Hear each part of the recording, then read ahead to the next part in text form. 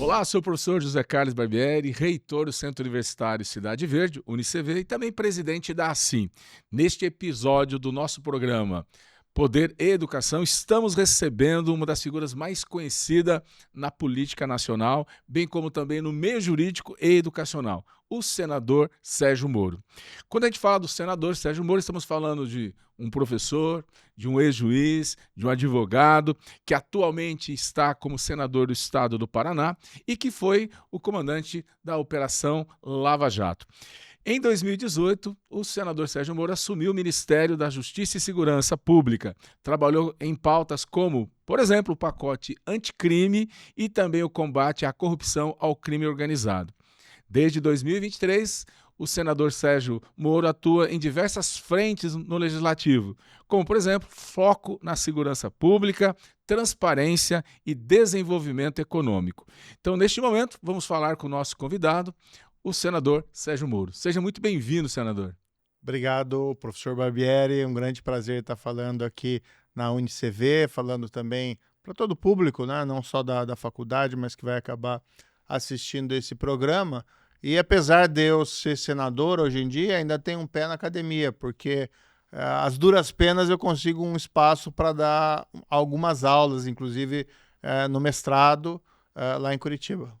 Que joia! E uma vez, como professor, sempre professor, né? Eu tenho saudade da sala de aula. Também hoje não tenho tanto tempo para estar em sala de aula, mas ela sempre acaba nos obrigando a atualizar, a estudar. E cada sala que a gente pega, a gente tem uma turma diferente, né? Certamente, é muito difícil às vezes conciliar o tempo, né?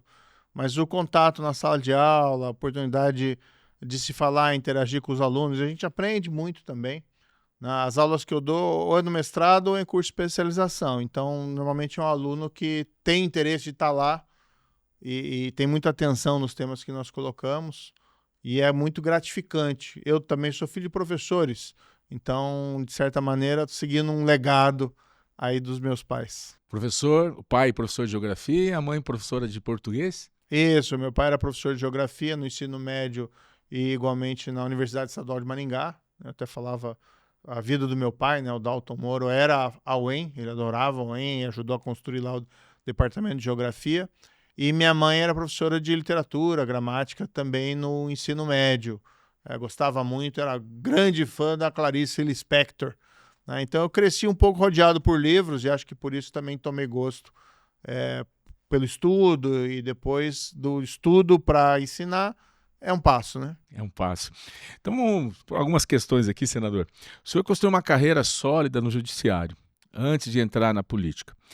Conte um pouco da sua trajetória, desde a sua formação na UEM, na Universidade Estadual de Maringá, até chegar aqui ao caso de ser senador da República, um dos 3 senadores do estado do Paraná.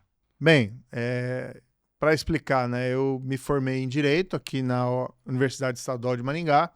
Gostava muito, quando era jovem, de humanas. Eu lembro até que uma fase da minha vida lá, quando eu tinha uns 12, 13, não lembro exatamente a idade, eu me dispus a ler, queria ler os grandes clássicos da literatura e meus pais tinham coleção, então pegava lá vários desses livros. Eu tinha uma cultura muito humanista, embora não fosse ruim em matemática, até me orgulhava das minhas notas em matemática e em física, mas eu gostava mais de ciências humanas e acabei optando pelo direito, porque entendi que na época me daria mais perspectivas profissionais. Terminei o curso aqui na UEM, aí estudei para o concurso, né, da Magistratura Federal, advoguei também um curto período, antes fazia um estágio muito bom no escritório aqui de um advogado renomado de Maringá, que é o Erivaldo Joaquim de Souza, uma pessoa muito séria. Séria. Né? Respeitado, muito respeitado na cidade. Isso, era daqueles advogados clássicos, né? Que a gente vê até em filmes e pela seriedade o admirava muito. Mas a advocacia, você defende o seu cliente. E o seu cliente pode ou não pode ter razão. E o direito do cliente ter a melhor representação possível. Claro que existem limites legais e éticos do que o advogado pode fazer, mas ele está a serviço do cliente, não necessariamente a serviço da justiça. E eu queria ter mais independência. E como juiz, a gente está vinculado apenas à lei. A gente tem que fazer justiça na forma da lei.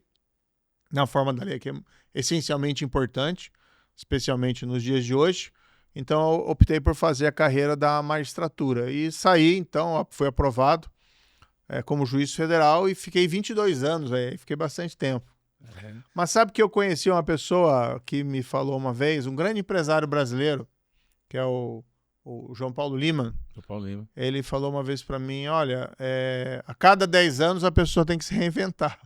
E agora, de repente, minha vida deu uma reviravolta completa a partir da Lava Jato, e daí eu fui para o Ministério da Justiça e Segurança Pública, e depois agora exerço o mandato de senador. Então, estou seguindo um pouco a risca, até tenho um crédito. Nos 10 anos aí, porque eu fiquei 22 anos. Mas foi uma carreira da magistratura muito gratificante. Acho que tudo que eu podia fazer na magistratura eu fiz enquanto juiz. Senador, quais os desafios? Sair da função de juiz, seguindo as leis, a legislação, para a função de legislador? Barbieri, tem até uma piada que fazem hoje em dia, né? Dizem que o grande problema da justiça é que tem muito juiz querendo ser legislador. E o juiz está vinculado à lei, ele tem que aplicar a lei, ele não pode criar a lei. Exatamente. E embora isso possa parecer para alguns uma falácia, algo que não é veraz dado o contexto de hoje, você é ensinado na profissão jurídica de que você parte da lei. Então você vai interpretar uma lei que muitas vezes comporta mais de uma interpretação, mas existe um texto a ser interpretado que tem os seus limites. Como juiz você faz isso. Quando eu falo justiça na forma da lei, bem, eu já tive que absolver pessoas que eu entendia que eram culpadas no crime. Por quê? Porque no crime você só condena se você tiver prova categórica, aquilo que chamam de prova acima de qualquer dúvida razoável. Porque o erro judiciário aí é terrível, as consequências são terríveis para a pessoa. Então, mas você está vinculado à lei, não à sua vontade individual, à sua discrição. E como legislador, né, eu fiz a coisa certa, eu pendurei a toga e daí sim agora eu sou o legislador. Agora eu tenho essa liberdade, vamos dizer assim, criativa, observado os limites constitucionais, para fazer projetos de lei e inovar no ordenamento jurídico. Então tem sido também um aprendizado, né, até porque a política é diferente da justiça, até os códigos, o linguajar, a forma de se comportar é diferente, né? E evidentemente agora não atuo vinculado à lei no sentido de aplicação da lei como um juiz. É um aprendizado, mas tem sido muito gratificante. Até a gente tem conseguido aprovar alguns projetos, mesmo sendo oposição ao atual governo, né? E observando um momento em que talvez alguns projetos que nós tenhamos mais dificuldades no momento tenham uma maioria no Congresso. Senador, você acabou sendo conhecido nacionalmente e também internacionalmente justamente na Lava Jato. Quais foram os impactos, na sua visão, da Lava Jato para a sociedade brasileira? Nós sempre tivemos no Brasil uma tradição de corrupção. E a impunidade é a irmã gêmea da corrupção. A Lava Jato, acho que demonstrou mais do que qualquer outro caso que nós não estamos fadados, não é destino manifesto do Brasil ser um país corrupto. Outra lição que ela nos ensinou, infelizmente, é que esse esforço tem que ser persistente. E nós vimos, nos últimos anos, uma reviravolta política, o sistema da impunidade querendo voltar. E o alvo desse sistema da impunidade foi a Lava Jato e os avanços que nós tivemos na Lava Jato. Muitos podem achar que é uma questão pessoal, individual, envolvendo o juiz X, o juiz Y, o réu, fulano de tal, que tem um contexto político também, mas no fundo o que a gente vê é um sistema revidando. Vou te dar um exemplo aqui. Por mais que se possam questionar alguns julgamentos da Operação Lava Jato, ninguém foi reconhecido inocente desses que foram agora beneficiados. São sempre anulações por questões formais e bastante controvertidas. O Supremo Tribunal Federal dizia que o fórum dos processos era Curitiba e, de repente, mudou de entendimento e começou a anular vários casos. Mas mesmo questões mais gerais, por exemplo, algo fundamental para diminuir a impunidade é você ter um processo que tem um começo, mas tem um fim. E para isso era importante a execução da condenação em segunda instância, ou seja, após o julgamento em apelação, se começa a executar a pena, que foi uma decisão, um julgamento do Supremo, ali em 2016, no decorrer da Lava Jato. eles mudaram a jurisprudência anterior, afirmando, né, esse princípio que te poderia executar a partir do julgamento da apelação, que aquilo não contrariava a presunção de inocência. De repente, né, 3 anos depois, em 2019, Muda tudo. a mesma corte, sem que tenha havido uma mudança significativa na composição, reverteu o posicionamento. Pode-se questionar o meu trabalho, mas, por exemplo, essa jurisprudência é uma sinalização de que, olha, é o sistema da impunidade que está retornando.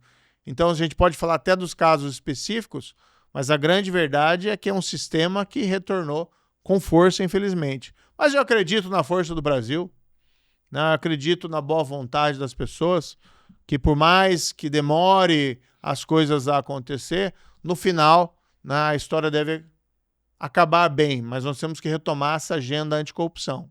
Essa semana até, no Congresso, eu tive a oportunidade de apresentar um projeto, a meu ver, relevante, para tentar colocar essa pauta de novo em discussão, devagar, com cuidado. O governo atual é um governo hostil a essa pauta, mas a gente tem que começar a colocar no debate da sociedade. E apresentei um projeto, em decorrência desse caso, que foi amplamente divulgado e gerou indignação de um deputado federal em Minas Gerais, né, que confessou a prática de rachadinha, que é peculato, é se apropriar do salário do servidor que ele mesmo nomeou. Então é assim, né, Barbieri? Vem cá, eu te nomeio no meu gabinete e você me dá aí 50% do seu salário. É peculato. É malversação de recursos públicos. Mas ele fez um acordo, né, o André Janones, tem que falar o nome, porque senão o pessoal acha que está falando todo mundo, e vamos aqui identificar as pessoas.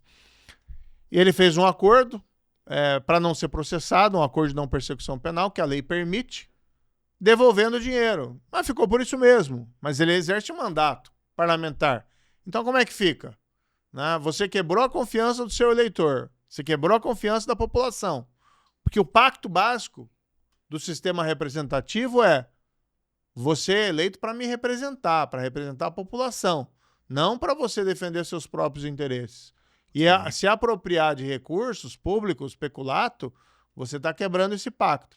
Então, o projeto que eu apresentei é o projeto 869, que a gente sabe que vai ter uma tramitação que não será fácil, mas vamos lutar para aprová-lo. Diz que nesses acordos, condição necessária é renúncia do mandato. Então, quer fazer o acordo? Não quer ser processado? Bem, renuncia ao mandato parlamentar, no mínimo. Né? É o que se impõe, já que o Ministério Público acabou não exigindo essa condição, vamos colocá-la como obrigatória para esse tipo de acordo. Então, vamos tentar retomar devagar essa agenda. Vai demorar. Vai, certeza. É difícil, mas o horizonte, né, a gente nunca descobre o que tem nele se a gente não começar a caminhar na sua direção. E nós acreditamos, quando nós estamos falando de educação, estamos falando para professores que estão em formação, para professores, para alunos, eu acredito que o poder da educação aí faz toda a diferença. Nós temos que trabalhar temas transversais e um dos temas justamente é a corrupção, trabalhar em sala de aula desde o começo. Eu não posso me apropriar de uma borracha que não é minha, de um lápis que não é meu, eu não posso pegar até um dinheiro lá na sala de aula que não é meu. Ou seja, qualquer coisa que eu possa pegar que esteja seguindo, não esteja seguindo o bom senso, a boa educação, a gente tem que, desde cedo, já mostrar para essas crianças. Eu acredito que um dia nós estávamos conversando e você estava falando que daquele movimento que foi feito no Brasil todo, né, contra a corrupção, a favor da Lava Jato. E você me disse que estava chegando e um determinado cidadão vestido de verde e amarelo estacionou o carro dele justamente aonde? Na vaga de uma pessoa com deficiência. Ou seja, está defendendo uma coisa, mas está praticando outra. Então, acho que nós temos que, desde o começo, desde da primeira infância, trabalhar assunto como a corrupção, né? Não, certamente. Eu acho que a educação ela é transformadora, então quanto maior o nível de informação que as pessoas têm, tanto melhor. E a gente tem que ensinar. Agora a gente tem que ensinar também, não só com palavras, mas com gestos, né? Os exemplos arrastam. Então não adianta nada a gente ter um determinado discurso e ao mesmo tempo nós não praticarmos no nosso dia a dia. E claro que a corrupção, falando em crimes do Código Penal, são aqueles crimes peculato, recebimento ou pagamento de suborno, fraude, licitação, essas coisas graves. Mas no nosso cotidiano, as pequenas ações também fazem a diferença. Então, furar fila é um problema, estacionar em lugar proibido, principalmente quando é reservado para uma pessoa vulnerável, é um comportamento também, não é corrupção no sentido penal, jurídico, Sim. mas é uma corrupção de costumes. E a gente pode lembrar, sempre quando eu falo sobre sistema de corrupção, na aula, sobre a parte jurídica, a gente começa com um prólogo falando, olha, essa é uma questão antiga dentro do pensamento político, da filosofia política. O Aristóteles já falava lá nas teorias, nas formas puras de governo e nas formas corrompidas. A corrupção que ele falava não era corrupção suborno, mas ele falava, nós temos formas puras e nós temos formas degeneradas.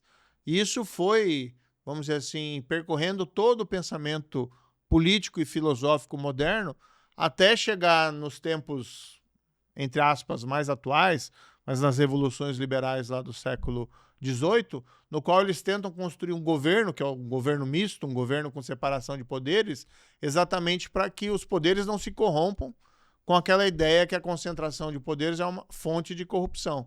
Então, para você ter um balanço, equilíbrio, para que nenhum poder abuse das suas prerrogativas, então você acaba dividindo esse poder. Então, isso está dentro da nossa consciência, a gente sabe da importância disso.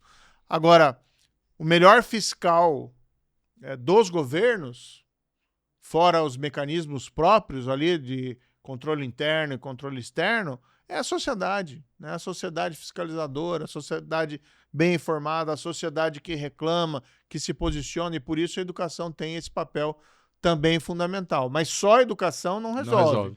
Né? Você tem que ter educação e você tem os mecanismos, porque o exemplo ensina.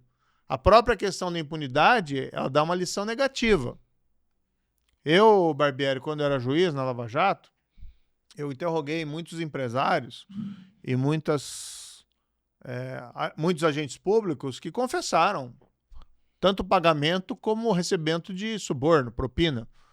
E o que mais me espantava é como aquele comportamento tinha se tornado rotineiro. Então era quase como se houvesse, por exemplo, para obter contratos na Petrobras, e esses fatos nunca foram infirmados nessas anulações formais, era quase como obrigatório você pagar um percentual. E claro que existem casos também que a gente sabe que os empresários são coagidos, são submetidos a alguma espécie de coação, extorsão para pagar propina, mas quando até se indagava alguns desses empresários que admitiam, nenhum deles falava, não, fui forçado, era obrigado, ou fui ameaçado.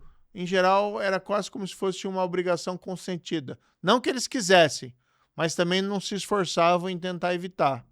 Né? Por exemplo, um empresário que pagava suborno reiteradamente para um gerente da Petrobras e jogava golfe com ele, entendeu? Então não é coação, não é extorsão. E esse comportamento rotineiro é por quê? Porque as pessoas aprendem com exemplo. Tem um autor que é muito importante para quem quer estudar esse tema, que é um sociólogo americano, que é o Edwin Sutherland. E ele foi o responsável por cunhar aquela expressão crime de colarinho branco, certo. White collar crime. Aliás, ele apresentou essa expressão numa palestra que ele fez na Associação Nacional lá de Sociólogos dos Estados Unidos, lá em 1949. Termo antigo. E uma das coisas que ele cunhou nos estudos dele é o que ele chama de teoria da associação diferencial. É basicamente o seguinte, as pessoas se comportam em determinado meio observando o comportamento das outras. Então dá para explicar isso muito fácil quando você vai num espetáculo teatral, né? E as pessoas começam a levantar para aplaudir. Você pode até não ter gostado muito da peça, mas se muita gente levantar, você, tá bom, vamos lá. Né? E o contrário é verdadeiro. Se as pessoas ficarem, né, mais amuadas e os aplausos forem moucos, você vai ficar mais restrito. O comportamento corrupto, ou no caso, o crime de colarinho branco, na avaliação mais abrangente lá do Edwin Sutherland, é um comportamento que se aprende dentro de determinado ambiente. Por isso que o exemplo é fundamental, não se corromper e punir quem que se corrompe. Tem que diminuir as oportunidades e aumentar os riscos, e gerar um círculo virtuoso de comportamento. Muito legal, uma boa aula aqui. Você viu? Uma boa aula. Você ficou durante 2 anos e pouco, como ministro da Justiça do país. E lá você teve várias pautas que foram pautas anticrime. Ali, o que você considera como sendo assim as suas maiores conquistas, o que se orgulha de ter tido esse tempo lá no Ministério da Justiça? Olha, a gente foi para cima do crime organizado. Aqui não quero falar nada, né? Mas eu sou o único ministro da Justiça e Segurança Pública que tem hoje um problema com o crime organizado, né? Há uma tentativa, um plano de retaliação que foi descoberto pela Polícia Federal, foi amplamente divulgado, de sequestro, de assassinato, e a gente tem que cercar de cautelas em relação a isso. Por quê? Porque a gente foi para cima, a gente mudou o discurso. Os crimes caíram significativamente no Brasil de 2018 para 2019. Pra você ter uma ideia, pelos dados do IPEA, assassinatos caíram 22%. Tá? Outros crimes caíram em percentuais também significativos. Aqui não tem os números exatos para te relatar. Mas o que a gente fez? A gente começou isolando as lideranças da maior organização criminosa do país, que é o PCC, em presídios federais de segurança máxima. Cortamos as comunicações não controladas com o mundo externo dessas lideranças com o mundo exterior. E aí não só dessas, mas de outras lideranças criminosas. Porque como é que você resolve o problema do crime organizado? Prisão dos líderes, com investigações exitosas, isolamento em presídios de segurança máxima e tem que cortar a comunicação com o mundo externo, porque senão ele continua mandando no crime lá de dentro. O que nós fizemos também? Aprovamos a lei do confisco alargado, em parte no projeto do pacote anticrime. Não conseguimos fazer tudo que a gente queria no pacote anticrime, houve muita resistência do Congresso e houve também inserção de medidas lá que prejudicaram o combate à criminalidade, mas foi o que pudemos fazer na época. Mas entre os dados positivos, e também mudamos na lei antidrogas, o chamado confisco alargado, que é um instituto que já tem em outros países, que basicamente diz o seguinte: se você é um criminoso profissional e habitual, se você tem um criminal lifestyle, todo o teu patrimônio, após a condenação criminal, fica sujeito ao confisco criminal, salvo aquilo que você demonstrar que tem correspondência com seus rendimentos lícitos, para doer no bolso. Mas outras coisas que a gente fez, que me orgulham muito, né, uma delas foi o Banco Nacional de Perfis Genéticos, Sim. que estava dormente, a gente revitalizou, e é um instrumento moderno de investigação. Porque eu vou dizer uma coisa para você também, Barbieri. Eu não acredito em bang-bang na segurança pública. Precisa ter inteligência, precisa ter planejamento e precisa ter ações efetivas. Não se resolve do dia para a noite, Não. mas você tem que caminhar na direção correta. O perfil de bancos genéticos é o banco de DNA de criminosos. Virou até uma série Netflix, um caso famoso no Brasil, que é o DNA do crime. DNA do crime, assisti. Que foi uma investigação que foi feita pela Polícia Federal, com base de um assalto da Prosegur lá em Cidade Leste, no Paraguai. A Polícia Federal foi chamada para ajudar e conseguiram identificar vários dos responsáveis dos criminosos através de exame de vestígios corporais deixados no local do crime ou no local que eles tinham habitado, né, morado antes de realizar a atividade criminal. E aqui em Curitiba, aqui no Paraná, teve um caso para mim que foi emblemático da potencialidade do Banco Nacional de Perfis Genéticos, que é o caso da menina Raquel Genofre. Qual que é essa história? Às vezes, o pessoal de Maringá que não está tão familiarizado, mas em Curitiba todo mundo conhece. Era uma menina de 9 anos, tá? Em 2008, ela sai, é uma menina humilde, sai da escola pública para a casa dela, desaparece no meio do caminho. Dias depois, o corpo dela aparece numa maleta, abandonada na rodoferroviária de Curitiba. E aí foi aquele assassinato brutal, aquele crime atroz, que choca toda a cidade. A polícia não mediu esforços para tentar identificar o criminoso. Resgate de câmera, busca de testemunhas, encontraram material biológico no corpo da menina, né, então do assassino, e identificaram o DNA e fizeram cruzamento com 200 suspeitos, pra você ter uma ideia. Nenhum deu correspondência. Bem, salto no tempo. Em 2019, porque a gente começou a cumprir a lei do Banco Nacional de Perfis Genéticos, coletando o DNA de condenados por crimes violentos nos nossos presídios, e se encontrou um preso lá em Sorocaba, se extraiu o DNA dele, que é basicamente passar um cotonete na boca, tirar células da mucosa, colocou no banco de dados e deu correspondência. Não era um suspeito. A menina, infelizmente, teve o azar fatal de ter cruzado com um predador, né, um assassino cruel, que passava pela cidade e deixou a cidade logo em seguida. Foi confrontado, né, com a correspondência, não tenho o que falar, confessou, foi condenado a mais 30 anos de prisão. Veja, 11 anos depois, uma família que perde a filha, tem pelo menos, não a filha de volta, que é impossível, infelizmente, mas a satisfação de saber que o assassino foi pego, punido, e mais, você imagina o sofrimento, Barbieri, se acontece com um familiar teu, e você não sabe quem é o culpado. Você pode começar a desconfiar da sombra, você pode achar que é alguém, um outro membro da sua família. Você pode achar que é um primo, um vizinho, né? Um amigo. Como é que você vai saber? Né? Então, pelo menos aquela família encontrou alguma paz e revela toda a potencialidade do Banco Nacional de Perfis Genéticos. Então, segurança pública, que é outra agenda que a gente precisa retomar, que foi abandonada pelo atual governo, por isso que a gente atua tanto no Congresso em cima desse tema, é um tema importantíssimo. Quanta gente a gente conhece que deixou o Brasil, não só em busca de oportunidades econômicas melhores, mas também porque se sentia inseguro. Quanta gente nas periferias das grandes cidades tem medo de sofrer algum ataque do crime organizado, que domina, às vezes, territorialmente. Então, tem muito a fazer no Brasil e eu, particularmente, tenho orgulho do trabalho que a gente fez no Ministério. Claro que, né, a gente não ficou tanto tempo quanto nós queríamos e é um trabalho sempre que precisa de uma continuidade.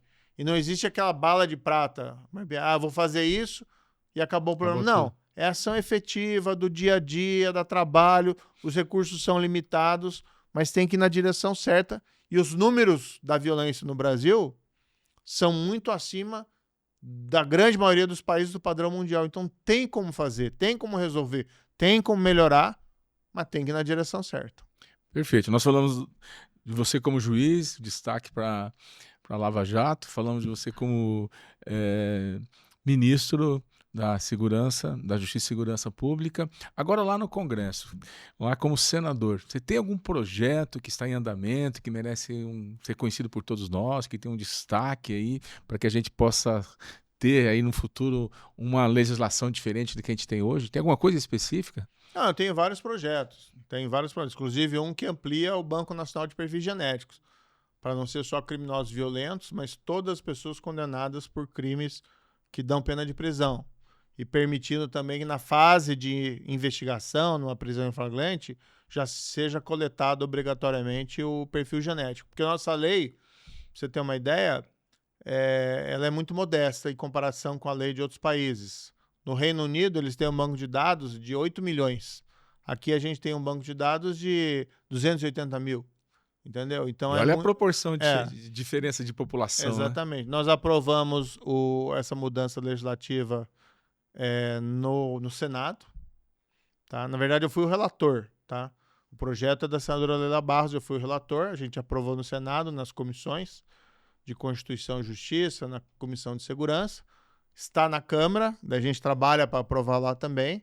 É um pouco mais difícil por causa da distância, né? No sentido institucional, mas conseguimos aprovar na CCJ, aguarda o plenário. Mas vou te dar um outro exemplo interessante.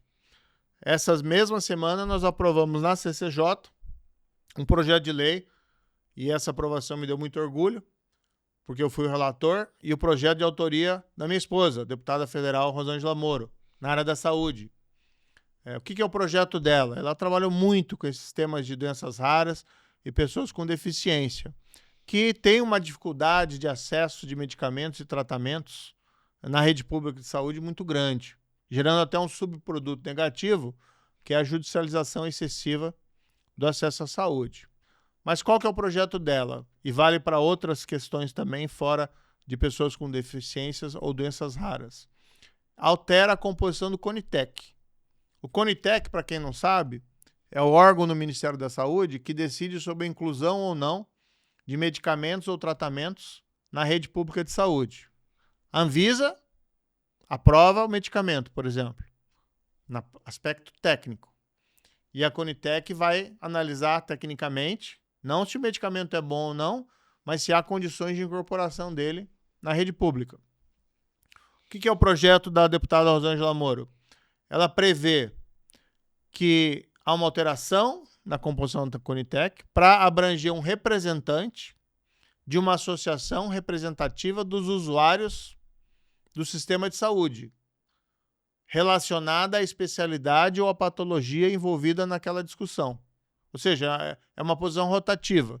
Então, vai discutir, por exemplo, a inclusão de um novo tratamento para quem tem insuficiência renal, problemas de rim, chama um representante de uma associação nacional representativa dos doentes, né, de rim, com pessoas com doenças renais, para ter vez e voto na Conitec.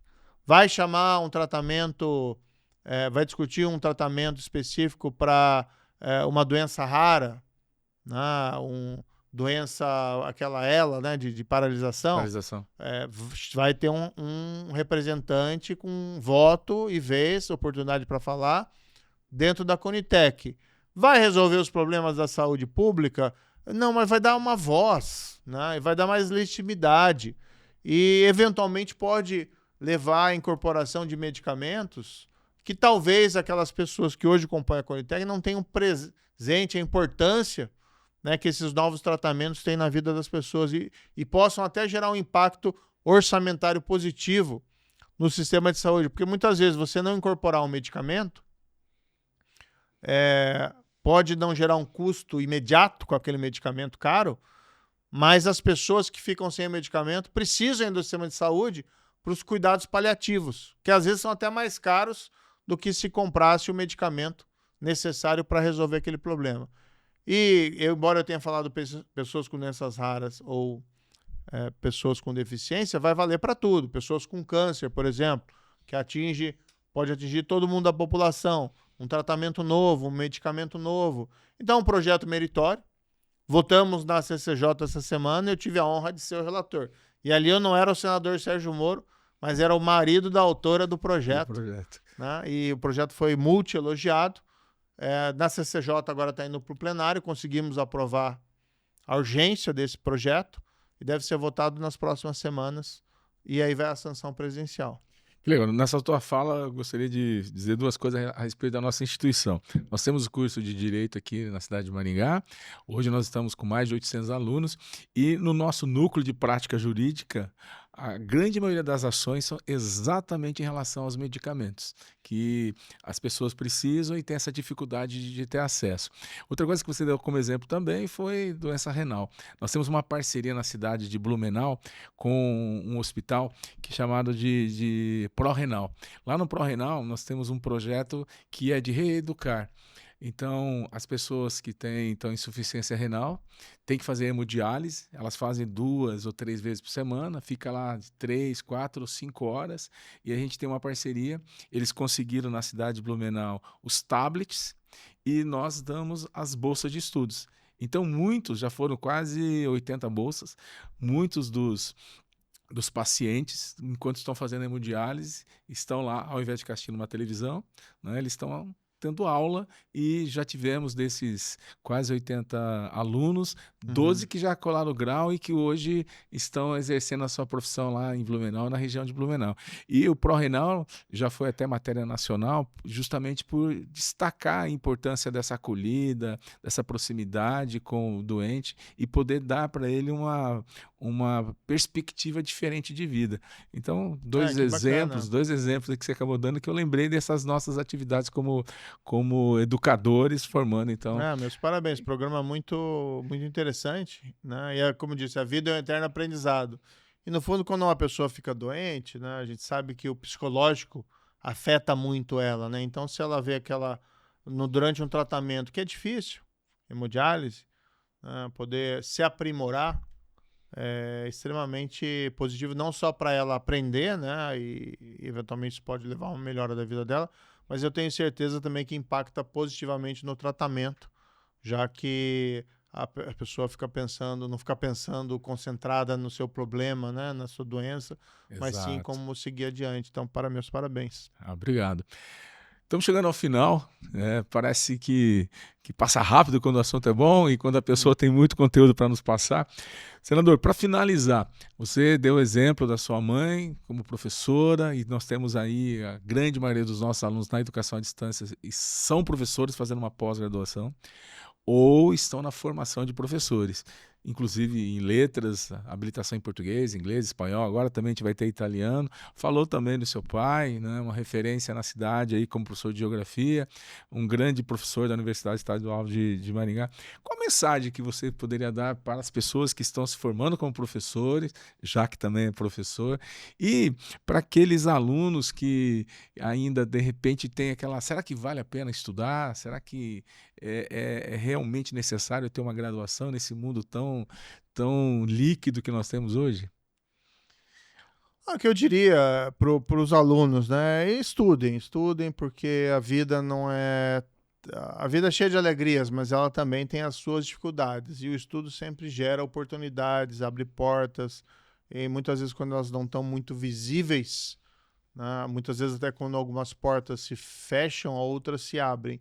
E quanto mais você tiver habilitado, tanto melhor você vai ter essas condições. Além da questão não só profissional, mas da questão de conhecimento, do enriquecimento, né? O estudo é para a alma, a leitura é para a alma, não é só para ganhar dinheiro, né? Vamos colocar dessa maneira.